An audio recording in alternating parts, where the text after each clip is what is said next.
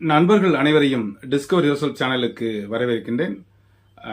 இன்னைக்கு நம்மளுடைய discover your self சேனலில் வரக்கூடிய அந்த பிஜிடிஆர்பியில் நிறையா நான் சொல்லியிருக்கிறேன், டிப்ஸ் சொல்லியிருக்கேன், எப்படி பாஸ் பண்ணலாம் அப்படின்னு சொல்லிட்டு. ஸோ என்ன மாதிரிலாம் வெயிட்டேஜ் கொடுக்கலாம் அப்படின்ற விஷயங்களையும் சொல்லியிருக்கேன். இன்னைக்கு காமர்ஸுக்கான ஒரு டிப்ஸ் அப்படின்னு சொல்லிக்கலாம். ஸோ எப்படி காமர்ஸை படிக்கிறது இதுதான் இன்னைக்குள்ள நம்மளுடைய டாபிக் போகுது.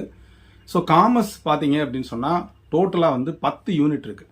இதுக்கு முன்னால் பார்த்தீங்க அப்படின்னா 20 யூனிட்டாக இருக்கும். ஆனால் ஒரு யூனிட்டை 2ஆக பிரேக் பண்ணியிருப்பாங்க. இப்போ அப்படி இல்லை, 10 யூனிட்டாக கொடுத்துருக்காங்க. அது பார்த்தீங்கன்னா 18 யூனிட் இருக்குது நமக்கு.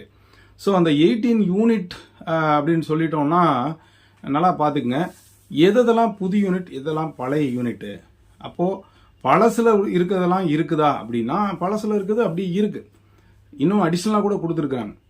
அப்போ புதிதாக வரக்கூடிய யூனிட் கிட்டத்தட்ட பார்த்தீங்க அப்படின்னா சரிபாதியாக இருக்குங்க. மொத்தம் 10 யூனிட்டை 18 சாப்டர்ஸாக பிரிச்சுக்கிறேங்க. நான் உள்ள பார்த்தீங்கன்னா தெரியும், பார்ட் 1 பார்ட் 2 இருக்கும். 2 யூனிட்டில் வந்து அது இருக்காது. அப்போ அந்த 18 பார்ட்டில் கிட்டத்தட்ட ஒரு 9.25 பார்ட் ஓல்டு, மீதம் உள்ளதெல்லாம் நியூ. அப்போது கிட்டத்தட்ட ஒரு 2 மடங்கு வந்து பார்த்தீங்க அப்படின்னு சொன்னால் அது இருக்குது. பழசிலிருந்து அதுக்கும் குறைவாமல் உங்களுக்கு வந்து டாபிக் வந்து அப்டேட் பண்ணி கூட்டி இருக்கிறாங்க. அப்போது அந்த புது யூனிட் அப்படின்னு பார்த்தீங்க அப்படின்னு சொன்னால் இன்னொரு மடங்கு அப்படின்னு கூட நம்மளால் சொல்ல முடியும். இன்னொரு அப்ட்ராக்ட் இருக்குது. டோட்டலாக அந்த 10 units divided into 2, 5 units problem units and 5 units pure theory unit. 5ல் ப்ராப்ளம் இருக்குது, 5 இதில் வந்து ப்ராப்ளம்ஸ் இல்லை. அப்போ ப்ராப்ளம்ஸ் எப்படி இருக்கும்? இப்போ கடந்த காலங்கள்லாம் பார்த்தீங்க அப்படின்னு சொன்னால் 2006, 10, 12, 14 இந்த மாதிரிலாம் எடுத்துக்கிட்டே வந்தோம்னா கிட்டத்தட்ட வந்து இப்போ கடைசியாக பார்த்தீங்கன்னா ஒரு 10 to 15 கொஸ்டின்ஸ் தான் ப்ராப்ளம் சைடு இருக்கும். அதில் கண்டிப்பாக ஸ்டாட்டிஸ்டிக்ஸ் பார்த்தீங்க அப்படின்னா ஒரு 3 ப்ராப்ளம்ஸ் வந்துடும். அதாவது measures of central tendency, probability, எல்லாம் டைம் சீரிஸ் ஆர் இண்டெக்ஸ் நம்பரில் இந்த மாதிரி எரர் இந்த இதில் வந்துடும். அப்போ மீதம் உள்ள கொஸ்டின்ஸ் பார்த்தீங்கன்னா நமக்கு costing, cost management accounting, financial accounting இதிலிருந்து கொஸ்டின்ஸ் வந்து இருக்கும். இப்போது ஸோ 5 பெரிய சாப்டர்ஸ் இருக்குது அந்த ப்ராப்ளம்ஸ் அப்படின்னு சொல்கிறதுல. அப்போ எவ்வளவு கொஸ்டின்ஸ் நமக்கு வந்து ப்ராப்ளம் வருவதற்கான வாய்ப்பு இருக்குன்னா, ப்ராப்ளம்ஸ் இன் தி சென்ஸ் அந்த பேசிக் கான்செப்ட் தெரிஞ்சால் போதும், சிம்பிளாக சால்வ் பண்ணக்கூடிய ப்ராப்ளம் தான். அப்போது கஷ்டமான ப்ராப்ளம்ஸ் இருக்காதா அப்படின்னு சொன்னால் அப்படி சொல்ல முடியாது. நமக்கு இப்போ ரேஷியோ அனாலிசிஸ்னால் ஒன்றை கண்டுபிடித்து கொண்டு திருப்பி ஆன்சர்ஸுக்கு போகிற மாதிரி இருக்கும். இப்போ நமக்கு இந்த வருடம் பார்த்தீங்கன்னா average due date and account current இருக்குது. அதெல்லாம் நிறைய பேர் வந்து நம்ம ஃபர்ஸ்ட் இயர் பிகாம் படிக்கும்போது படிச்சிருந்துருக்கலாம். ஸோ இப்போ இல்லை. ஸோ அந்த இதில் இருந்து கேள்விகள் கேட்பதற்கான வாய்ப்பு வந்து பார்த்திங்கன்னா இருக்கும். வழக்கம் போல் காஸ்டிங்கில் கேள்வி, மேனேஜ்மெண்ட் அக்கௌண்டிங்கில் கேள்வி, வழக்கம் போல் ஸ்டாட்டிஸ்டிக்ஸில் வரக்கூடிய அந்த கேள்வி, இது போக கம்பெனி அக்கௌண்ட்ஸில் வரக்கூடிய கேள்வி, அவால்யூஷன் ஆஃப் ஷேர்ஸ், குட்வில் இதில் இருந்து வரக்கூடிய கேள்வி, இதுதான் ப்ராப்ளம்ஸ் ஏரியாவாக இருக்கும் கண்டிப்பாக. அப்போ அதில் நிறைய ப்ராப்ளம்ஸ் இருக்குது, அதில் நிறைய ஃபார்ம்லே இருக்குது. அதே மாதிரி பார்த்தீங்க அப்படின்னா இம்பார்ட்டன்ட் கான்செப்ட்லாம் இருக்குது. ஸோ இது பூரா நீங்கள் வந்து ஒரு தெளிவாக இருந்தால் மட்டுமே பண்ண முடியும். There is a different opinion. சில டீச்சர்ஸ் நம்ம ப்ராப்ளம்ஸ் நீங்கள் நல்லா போட்டிங்கனாலே அந்த கான்செப்ட் நீங்கள் நல்லா படிச்சிருப்பீங்க, தியரி ஈஸியாக இருக்கும் அப்படின்னு சொல்லுவாங்க. இன்னும் சில பேர் எப்படின்னா ப்ராப்ளம்ஸ் விட்டுடுங்க, தியரியை பூரா படிங்க, அந்த 15 மார்க்குக்காக கிட்டத்தட்ட ஒரு 10% கொஸ்டின்ஸுக்காக ஏன் நீங்கள் வந்து ரொம்ப அழுத்தம் கொடுக்குறீங்க, வேண்டாம் அப்படின்னு சொல்லுவாங்க.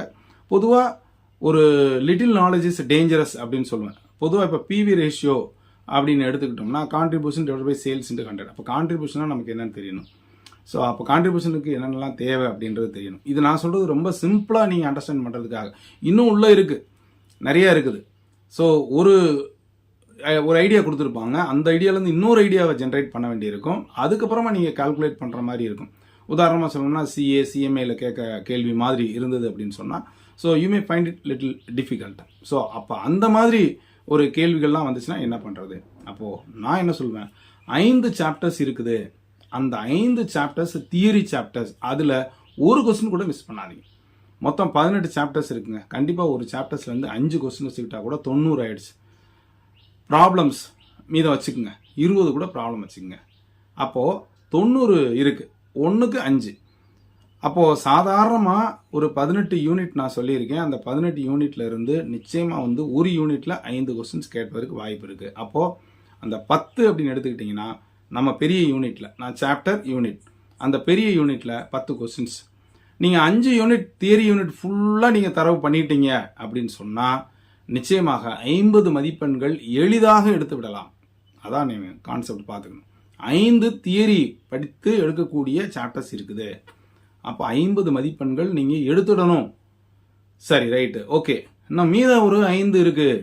இந்த 5ல் ப்ராப்ளம்ஸ் போக நீங்கள் ஒரு 30 எடுத்தால் கூட ஒரு 80 மதிப்பெண்கள். ப்ளஸ் எஜுகேஷன் சைக்காலஜி மற்றும் ஜிகேல ஒரு 30 மதிப்பெண்கள், 110 மதிப்பெண்கள். இன்னொரு 10 தள்ளிடுங்க, 100 மதிப்பெண்கள். அப்போது அந்த 10ன்றது ஒன்று எஜுகேஷன் சைக்காலஜியில் விடக்கூடாது, சப்ஜெக்டில் வேணால் விட்டுறலாம். அப்போ 70 + 30 வச்சுக்கோங்க, 100. அப்போ 70 எங்கே எடுக்கணும்? சப்ஜெக்டில். 30 எங்கே எடுக்கணும்? எஜுகேஷன் சைக்காலஜி மற்றும் ஜிகேல. ஸோ இந்த மாதிரி நீங்கள் ஒரு ஐடியா பண்ணிங்கன்னா உங்களுக்கு ஈஸியாக இருக்கும். ஏன்னா சப்ஜெக்ட் நிறைய இருக்குது நமக்கு. ஸோ என்னதான் முட்டி மோதி படித்தாலும் ஸோ எப்படி நம்ம பண்ணணும்னு சொல்ல முடியாது. ஸோ அதனால் நான் சொல்கிறேன், உங்களுக்கு 70 to 75, 80 வேண்டாம். இதில் ஒரு 75, அதில் ஒரு 25, 100 வாங்கினீங்கன்னா நிச்சயமாக நீங்கள் உள்ளே இருக்கலாம். ஸோ இந்த டிப்ஸை நீங்கள் ஃபாலோ பண்ணுங்கள். 5 சாப்டர்ஸ் தியரி 50 மதிப்பெண்களை டார்கெட் பண்ணுங்கள். மீதம் உள்ளதில் 25 மதிப்பெண்கள் டார்கெட் பண்ணுங்கள். 75 எஜுகேஷன் சைக்காலஜி மற்றும் ஜிகேல ஒரு 25 மதிப்பெண்கள் டார்கெட் பண்ணுங்கள். 100 நிச்சயமாக நீங்கள் உள்ள.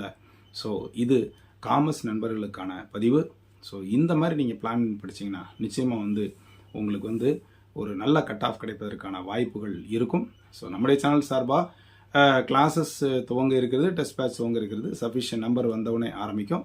பட் எஜுகேஷன் சைக்காலஜி மற்றும் ஜிகேக்கான வகுப்புகள் வந்து அடுத்த வாரம் தொடங்க இருக்கிறது. ஸோ உங்களுக்கு வேணும்னா கீழே தெரிய நம்பருக்கு தொடர்பு கொண்டு நீங்கள் கான்டாக்ட் வச்சுக்கோங்க. தொடர்ந்து இது வரைக்கும் நம்முடைய சேனலை சப்ஸ்கிரைப் பண்ணிட்டு கொடுக்குற பெல்லைக்கானை கிளிக் பண்ணுற ஆப்ஷனை மறக்காமல் செலக்ட் பண்ணுங்கள். மீண்டும் அடுத்த ஒரு நல்ல அப்டேஷன் சந்திக்கிறேன். நன்றி, வணக்கம்.